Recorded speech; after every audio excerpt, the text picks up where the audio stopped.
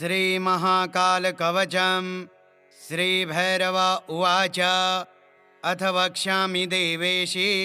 कवचं मन्त्रगर्भकं मूलमन्त्रस्वरूपं च विश्वमङ्गलकाभिधं सर्वसम्पत्प्रदं चैव महाकालस्य पार्वती। गुह्यातिगुह्यपरमं मूलविद्यामयं ध्रुवं परमार्थप्रदं नित्यं भोगमोक्षैककारणं महाभयहरं देवी महेश्वर्यप्रदं शिवे।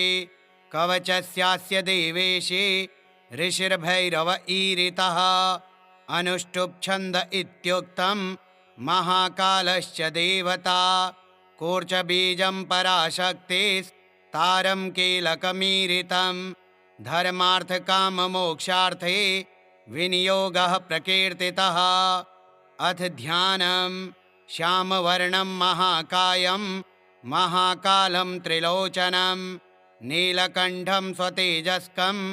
नेत्रत्रयविभूषितं खट्वाङ्गचर्मधरं देवं वरदाभयपाणिकं शूलहस्तं च खट्वाङ्गधारिणं मन्त्रनायकं पिनाकहस्तं देवेशं तोमरं बिभ्रतं विभुं। प्रातः पठेत् सहस्रं वै भैरवं तु सदा स्मरेत्। एवं विधेन ध्यानेन मनसा चिन्तयेद् विभुं। श्रीमहाकालाय नमः। ध्यानं समर्पयामि। ॐ हरं शिरः पातु मे कालः ललाटे ह्रीं सदा मम। हरं कारकं प्रतीच्यां मे बीजद्वयस्वरूपिणी। ह्रीं पातु लोचनद्वन्द्वं मुखं ह्रीं बीजरूपिणी। ह्रीं कारकं कण्ठदेशे च ह्रीं पातु स्कन्धयोर्मम। महाकालः सदा पातु भुजौ सव्येन सौ मम। ह्रीङ्कारं हृदयं पातु हरं मे व्यादुदरं सदा। ह्रीं नाभिं पातु सततं देवी ह्रीङ्काररूपिणी। अव्यान्मे लिङ्गदेशं च ह्रीं रक्षेत् गुह्यदेशके। कूर्चयुग्मं पातु पादौ स्वाहा पादतलं मम। श्रीषोडशाक्षरः पातु सर्वाङ्गे मम सर्वदा। अन्तर्वहनिश्च मां पातु देवदत्तश्च भैरवः। नगलिङ्गामृतप्रीतः सर्वसन्धिषु रक्षतु। महोग्रौ मां सदा पातु ममेन्द्रियसमोहकं। शिवो ममेन्द्रियार्थेषु रक्षयेत् दक्षिणेष्वपि। महाकालः पश्चिमे व्याद् दक्षिणे देवदत्तकः। भगलिङ्गामृतं प्रीतो भगलिङ्गस्वरूपकः। उदीच्यामूर्ध्वगः पातु पूर्वे संहार भैरव। दिगम्बरः शमशानस्थः पातु दिक्षु विदिक्षु च। शतलक्षं प्रजप्तोऽपि तस्य मन्त्रं न सिद्ध्यति। सशास्त्रज्ञानमाप्नोति सोचिरान् मृत्युमाप्नुयात्। मन्त्रेण म्रियते योगी रक्षयेत् कवचं ततः। त्रिसन्ध्यं पठनादस्य कवचस्य तु पार्वती। सिद्ध्योष्टौ करे तस्य महेश इव चापरः। रूपेण स्मरतुल्येष्टो कामिनीनां प्रियो भवेत्। तस्मादेतत्सु कवचं न देयं यस्य कस्यचित्। भक्तियुक्ताय शान्ताय दानशीलाय धीमते। यो ददाति सुशिष्येभ्यो वक्षे तस्य जगद्भवेत्। गुह्याद्गुह्यतरं गुह्यं महारुद्रेण भाषितं। रवौ भूर्जे लिखेद्वर्मा स्वयंभूः कुसुमस्त्रजा। कुङ्कुमेनाष्टगन्धेन रक्तेन निजरेतसा। धारयन्मूर्ध्नि वा बाहौ प्राप्नुयात् परमां गतिं। धनकामो लभेद्वित्तं पुत्रकामो लभेत् प्रजां। सर्वान् रिपून् रणे जित्वा कल्याणी गृहमाविशेत्। यस्य कण्ठगतं तस्य करस्थाः सर्वसिद्धयः। श्रीविश्वकवचं नाम कवचं न प्रकाशयेत्। रहस्यातिरहस्यं च गोपनीयं स्वयोनिवत्। ॐ हरं शिरः पातु मे कालः ललाटे ह्रीं सदा मम हरं कारकं प्रतीच्यां मे बीजद्वयस्वरूपिणी ह्रीं पातु लोचनद्वन्द्वं मुखं ह्रीं बीजरूपिणी ह्रीं कारकं कण्ठदेशे च ह्रीं पातु स्कन्धयोर्मम महाकालः सदा पातु भुजौ सव्येन सौ मम ह्रीङ्कारं हृदयं पातु हरं मे व्यादुदरं सदा ह्रीं नाभिं पातु सततं देवी ह्रीङ्काररूपिणी अव्यान्मे लिङ्गदेशं च ह्रीं रक्षेत् गुह्यदेशके कूर्चयुग्मं पातु पादौ स्वाहा पादतलं मम श्रीषोडशाक्षरः पातु सर्वाङ्गे मम सर्वदा अन्तर्वहनिश्च मां पातु देवदत्तश्च भैरवः नगलिङ्गामृतप्रीतः सर्वसन्धिषु रक्षतो महोग्रौ मां सदा पातु ममेन्द्रियसमोहकं शिवो ममेन्द्रियार्थेषु रक्षयेद्दक्षिणेष्वपि महाकालः पश्चिमे व्याद् दक्षिणे देवदत्तकः भगलिङ्गामृतं प्रीतो भगलिङ्गस्वरूपकः उदीच्यामूर्ध्वगः पातु पूर्वे संहारभैरव दिगम्बरः शमशानस्थः पातु दिक्षु विदिक्षु च शतलक्षं प्रजप्तोऽपि तस्य मन्त्रं न सिद्ध्यति स शास्त्रज्ञानमाप्नोति सोचिरान् मृत्युमाप्नुयात् मन्त्रेण म्रियते योगी रक्षयेत् कवचं ततः त्रिसन्ध्यं पठनादस्य कवचस्य तु पार्वती सिद्ध्योष्टौ करे तस्य महेश इव चापरः रूपेण स्मरतुल्येष्टो कामिनीनां प्रियो भवेत् तस्मादेतत्सु कवचं न देयं यस्य कस्यचित् भक्तियुक्ताय शान्ताय दानशीलाय धीमते यो ददाति सुशिष्येभ्यो वक्षे तस्य जगद्भवेत् गुह्याद्गुह्यतरं गुह्यं महारुद्रेण भाषितं रवौ भूर्जे लिखेद्वर्मा स्वयंभूः कुसुमस्त्रजा कुङ्कुमेनाष्टगन्धेन रक्तेन निजरेतसा धारयन्मूर्ध्नि वा बाहौ प्राप्नुयात् परमां गतिं धनकामो लभेद्वित्तं पुत्रकामो लभेत् प्रजां सर्वान् रिपून् रणे जित्वा कल्याणी गृहमाविशेत् यस्य कण्ठगतं तस्य करस्थाः सर्वसिद्धयः श्रीविश्वकवचं नाम कवचं न प्रकाशयेत् रहस्यातिरहस्यं च गोपनीयं स्वयोनिवत् ॐ हरं शिरः पातु मे कालः ललाटे ह्रीं सदा मम हरं कारकं प्रतीच्यां मे बीजद्वयस्वरूपिणी ह्रीं पातु लोचनद्वन्द्वं मुखं ह्रीं बीजरूपिणी ह्रीं कारकं कण्ठदेशे च ह्रीं पातु स्कन्धयोर्मम महाकालः सदा पातु भुजौ सव्येन सौ मम ह्रीङ्कारं हृदयं पातु हरं मे व्यादुदरं सदा ह्रीं नाभिं पातु सततं देवी ह्रीङ्काररूपिणी अव्यान्मे लिङ्गदेशं च ह्रीं रक्षेत् गुह्यदेशके कूर्चयुग्मं पातु पादौ स्वाहा पादतलं मम श्रीषोडशाक्षरः पातु सर्वाङ्गे मम सर्वदा अन्तर्वहनिश्च मां पातु देवदत्तश्च भैरवः नगलिङ्गामृतप्रीतः सर्वसन्धिषु रक्षतो महोग्रौ मां सदा पातु ममेन्द्रियसमोहकं शिवो ममेन्द्रियार्थेषु रक्षयेद्दक्षिणेष्वपि महाकालः पश्चिमे व्याद् दक्षिणे देवदत्तकः भगलिङ्गामृतं प्रीतो भगलिङ्गस्वरूपकः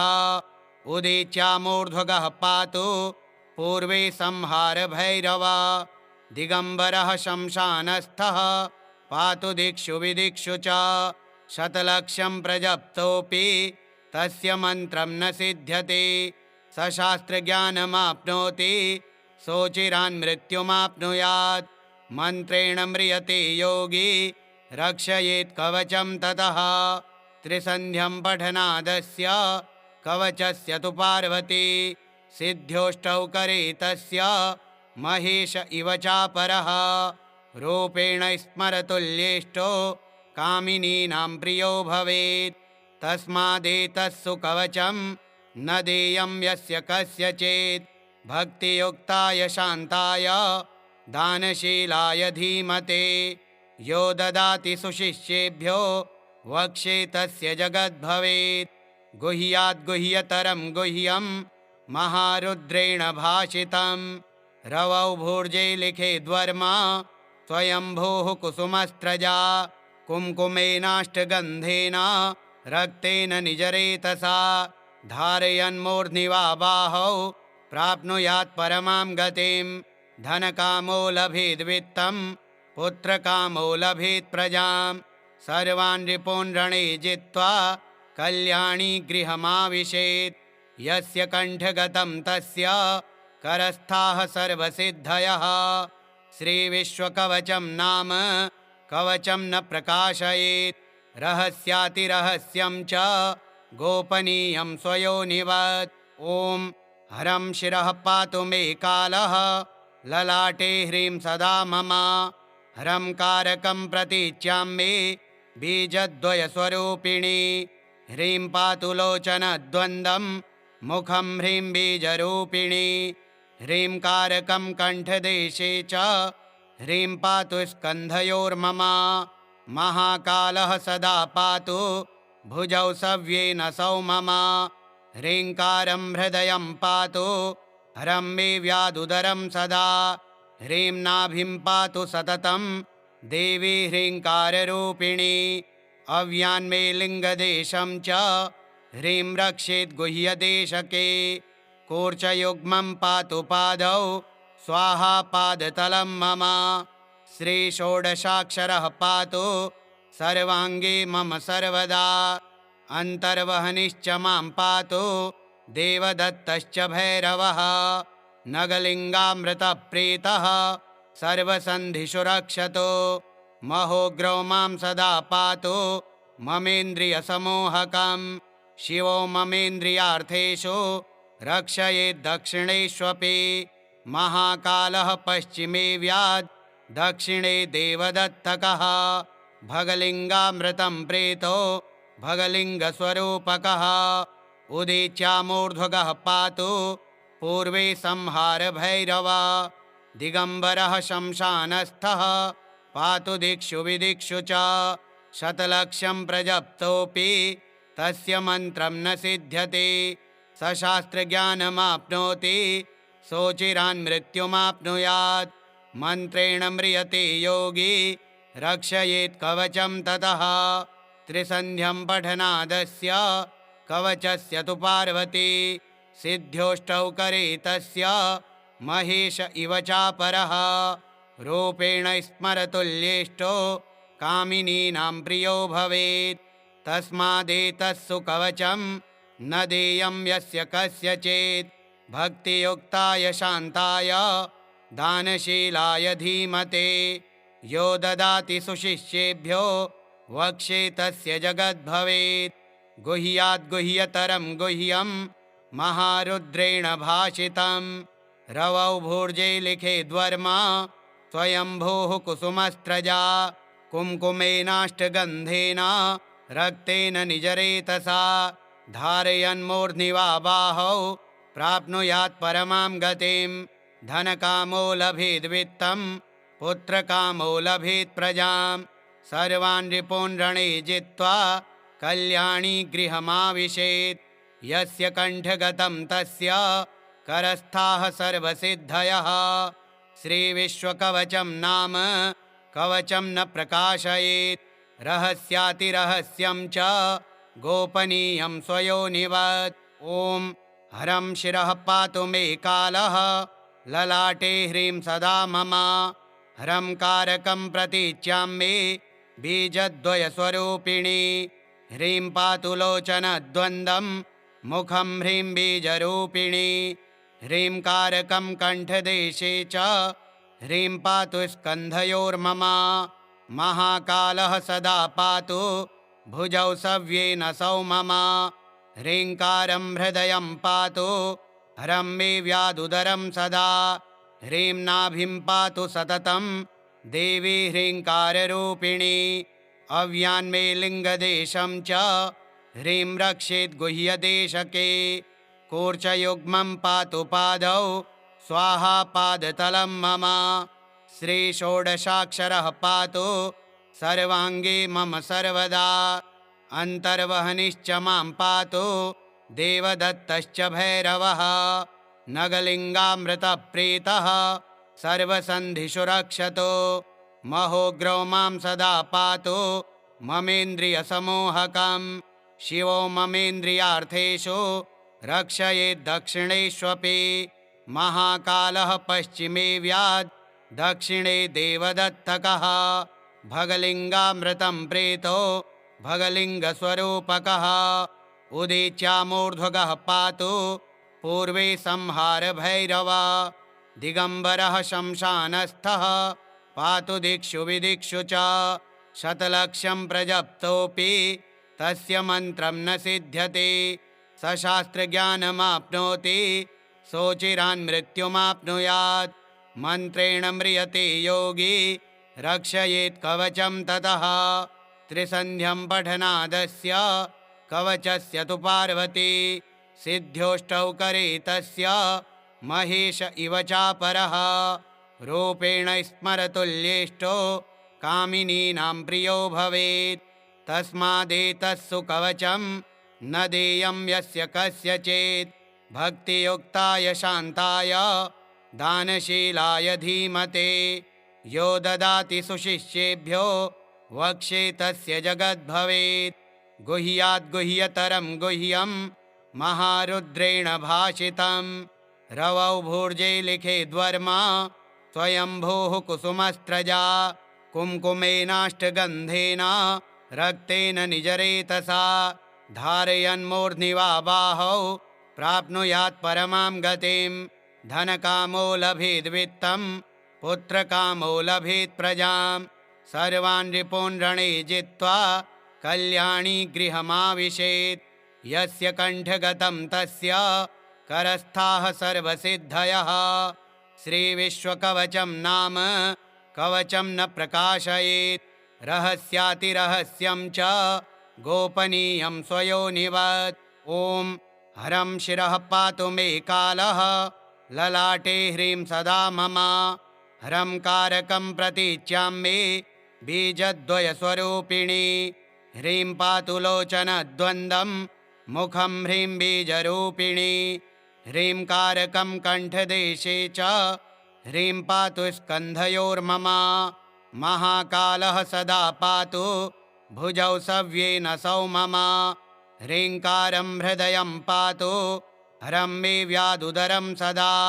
ह्रीं नाभिं पातु सततं देवी ह्रीङ्काररूपिणी अव्यान्मे लिङ्गदेशं च ह्रीं रक्षेत् गुह्यदेशके कूर्चयुग्मं पातु पादौ स्वाहा पादतलं मम श्रीषोडशाक्षरः पातु सर्वाङ्गे मम सर्वदा अन्तर्वहनिश्च मां पातु देवदत्तश्च भैरवः नगलिङ्गामृतप्रीतः सर्वसन्धिषु रक्षतो महोग्रौ मां सदा पातु ममेन्द्रियसमोहकं शिवो ममेन्द्रियार्थेषु रक्षयेद्दक्षिणेष्वपि महाकालः पश्चिमे व्याद् दक्षिणे देवदत्तकः भगलिङ्गामृतं प्रीतो भगलिङ्गस्वरूपकः उदीच्यामूर्ध्वगः पातु पूर्वे संहारभैरव दिगम्बरः शमशानस्थः पातु दिक्षु विदिक्षु च शतलक्षं प्रजप्तोऽपि तस्य मन्त्रं न सिद्ध्यति स शास्त्रज्ञानमाप्नोति सोचिरान् मृत्युमाप्नुयात् मन्त्रेण म्रियते योगी रक्षयेत् कवचं ततः त्रिसन्ध्यं पठनादस्य कवचस्य तु पार्वती सिद्ध्योष्टौ करे तस्य महेश इव चापरः रूपेण स्मरतुल्येष्टो कामिनीनां प्रियो भवेत् तस्मादेतत्सु कवचं न देयं यस्य कस्यचित् भक्तियुक्ताय शान्ताय दानशीलाय धीमते यो ददाति सुशिष्येभ्यो वक्षे तस्य जगद्भवेत् गुह्याद्गुह्यतरं गुह्यं महारुद्रेण भाषितं रवौ भूर्जे लिखेद्वर्मा स्वयंभूः कुसुमस्त्रजा कुङ्कुमेनाष्टगन्धेन रक्तेन निजरेतसा धारयन्मूर्ध्नि वा बाहौ प्राप्नुयात् परमां गतिं धनकामो लभेद्वित्तं पुत्रकामो लभेत् प्रजां सर्वान् रिपून् रणे जित्वा कल्याणी गृहमाविशेत् यस्य कण्ठगतं तस्य करस्थाः सर्वसिद्धयः श्रीविश्वकवचं नाम कवचं न प्रकाशयेत् रहस्यातिरहस्यं च गोपनीयं स्वयोनिवत् ॐ हरं शिरः पातु मे कालः ललाटे ह्रीं सदा मम हरं कारकं प्रतीच्यां मे बीजद्वयस्वरूपिणी ह्रीं पातु लोचनद्वन्द्वं मुखं ह्रीं बीजरूपिणी ह्रीं कारकं कण्ठदेशे च ह्रीं पातु स्कन्धयोर्मम महाकालः सदा पातु भुजौ सव्येन सौ मम ह्रीङ्कारं हृदयं पातु हरं मे व्यादुदरं सदा ह्रीं नाभिं पातु सततं देवी ह्रीङ्काररूपिणी अव्यान्मे लिङ्गदेशं च ह्रीं रक्षेत् गुह्यदेशके कूर्चयुग्मं पातु पादौ स्वाहा पादतलं मम श्रीषोडशाक्षरः पातु सर्वाङ्गे मम सर्वदा अन्तर्वहनिश्च मां पातु देवदत्तश्च भैरवः नगलिङ्गामृतप्रीतः सर्वसन्धिषु रक्षतु महोग्रौ मां सदा पातु ममेन्द्रियसमोहकं शिवो ममेन्द्रियार्थेषु रक्षयेद्दक्षिणेष्वपि महाकालः पश्चिमे व्याद् दक्षिणे देवदत्तकः भगलिङ्गामृतं प्रीतो भगलिङ्गस्वरूपकः उदीच्यामूर्ध्वगः पातु पूर्वे संहारभैरव दिगम्बरः शमशानस्थः पातु दिक्षु विदिक्षु च शतलक्षं प्रजप्तोऽपि तस्य मन्त्रं न सिद्ध्यति सशास्त्रज्ञानमाप्नोति सोचिरान् मृत्युमाप्नुयात् मन्त्रेण म्रियते योगी रक्षयेत् कवचं ततः त्रिसन्ध्यं पठनादस्य कवचस्य तु पार्वती सिद्ध्योष्टौ करे तस्य महेश इव चापरः रूपेण स्मरतुल्येष्टो कामिनीनां प्रियो भवेत् तस्मादेतत्सु कवचं न देयं यस्य कस्यचित् भक्तियुक्ताय शान्ताय दानशीलाय धीमते यो ददाति सुशिष्येभ्यो वक्षे तस्य जगद्भवेत् गुह्याद्गुह्यतरं गुह्यं महारुद्रेण भाषितं रवौ भूर्जे लिखेद्वर्मा स्वयंभूः कुसुमस्त्रजा कुङ्कुमेनाष्टगन्धेन रक्तेन निजरेतसा धारयन्मूर्ध्नि वा बाहौ प्राप्नुयात् परमां गतिं धनकामो लभेद्वित्तं पुत्रकामो लभेत् प्रजां सर्वान् रिपून् रणे जित्वा कल्याणी गृहमाविशेत् यस्य कण्ठगतं तस्य करस्थाः सर्वसिद्धयः श्रीविश्वकवचं नाम कवचं न प्रकाशयेत् रहस्यातिरहस्यं च गोपनीयं स्वयोनिवत् ॐ हरं शिरः पातु मे कालः ललाटे ह्रीं सदा मम हरं कारकं प्रतीच्यां मे बीजद्वयस्वरूपिणी ह्रीं पातु लोचनद्वन्द्वं मुखं ह्रीं बीजरूपिणी ह्रीं कारकं कण्ठदेशे च ह्रीं पातु स्कन्धयोर्मम महाकालः सदा पातु भुजौ सव्येन सौ मम ह्रीङ्कारं हृदयं पातु हरं मे व्यादुदरं सदा ह्रीं नाभिं पातु सततं देवी ह्रीङ्काररूपिणी अव्यान्मे लिङ्गदेशं च ह्रीं रक्षेत् गुह्यदेशके कूर्चयुग्मं पातु पादौ स्वाहा पादतलं मम श्रीषोडशाक्षरः पातु सर्वाङ्गे मम सर्वदा अन्तर्वहनिश्च मां पातु देवदत्तश्च भैरवः नगलिङ्गामृतप्रीतः सर्वसन्धिषु रक्षतो महोग्रौ मां सदा पातु ममेन्द्रियसमोहकं शिवो ममेन्द्रियार्थेषु रक्षयेद्दक्षिणेष्वपि महाकालः पश्चिमे व्याद् दक्षिणे देवदत्तकः भगलिङ्गामृतं प्रीतो भगलिङ्गस्वरूपकः उदीच्यामूर्ध्वगः पातु पूर्वे संहारभैरव दिगम्बरः शमशानस्थः पातु दिक्षु विदिक्षु च शतलक्षं प्रजप्तोऽपि तस्य मन्त्रं न सिद्ध्यति स शास्त्रज्ञानमाप्नोति सोचिरान्मृत्युमाप्नुयात् मन्त्रेण म्रियते योगी रक्षयेत् कवचं ततः त्रिसन्ध्यं पठनादस्य कवचस्य तु पार्वती सिद्ध्योष्टौ करे तस्य महेश इव चापरः रूपेण स्मरतुल्येष्टो कामिनीनां प्रियो भवेत् तस्मादेतत्सु कवचं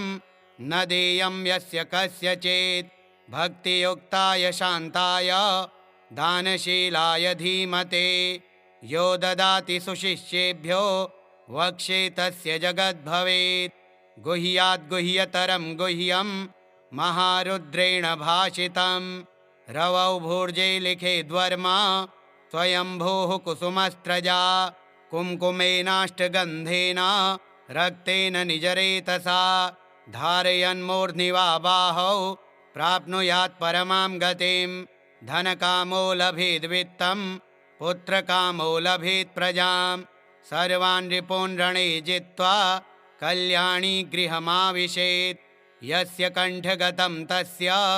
करस्थाः सर्वसिद्धयः श्रीविश्वकवचं नाम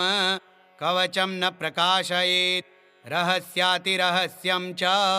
गोपनीयं स्वयोनिवत् ॐ हरं शिरः पातु मे कालः ललाटे ह्रीं सदा मम हरं कारकं प्रतीच्यां मे बीजद्वयस्वरूपिणी ह्रीं पातु लोचनद्वन्द्वं मुखं ह्रीं बीजरूपिणी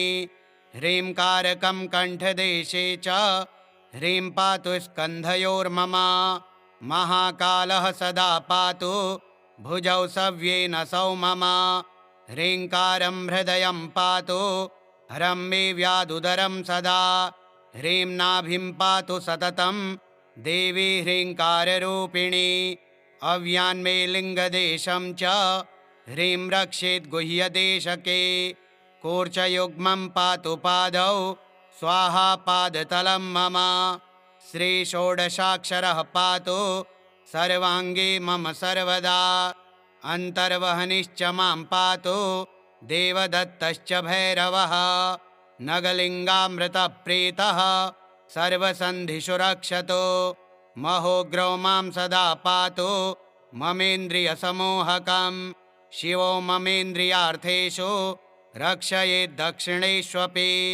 महाकालः पश्चिमे व्याद् दक्षिणे देवदत्तकः भगलिङ्गामृतं प्रीतो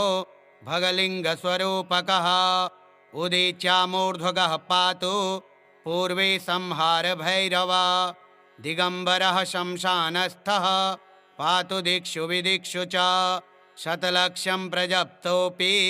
तस्य मन्त्रं न सिद्ध्यति स शास्त्रज्ञानमाप्नोति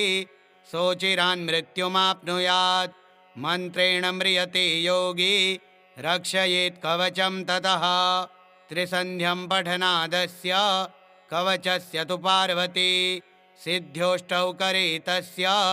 महेश इव चापरः रूपेण स्मरतुल्येष्टो कामिनीनां प्रियो भवेत् तस्मादेतत्सु कवचं न देयं यस्य कस्यचित् भक्तियुक्ताय शान्ताय दानशीलाय धीमते यो ददाति सुशिष्येभ्यो वक्षे तस्य जगद्भवेत् गुह्याद् गुह्यतरं गुह्यं महारुद्रेण भाषितं रवौ भूर्जे लिखेद्वर्मा स्वयंभूः कुसुमस्त्रजा कुम्कुमेनाष्टगन्धेन रक्तेन निजरेतसा धारयन्मूर्ध्नि वा बाहौ प्राप्नुयात् परमां गतिं धनकामो लभेद्वित्तं पुत्रकामो लभेत् प्रजां सर्वान् रिपून् रणे जित्वा कल्याणी गृहमाविशेत् यस्य कण्ठगतं तस्य करस्थाः सर्वसिद्धयः श्रीविश्वकवचं नाम कवचं न प्रकाशयेत् रहस्यातिरहस्यं च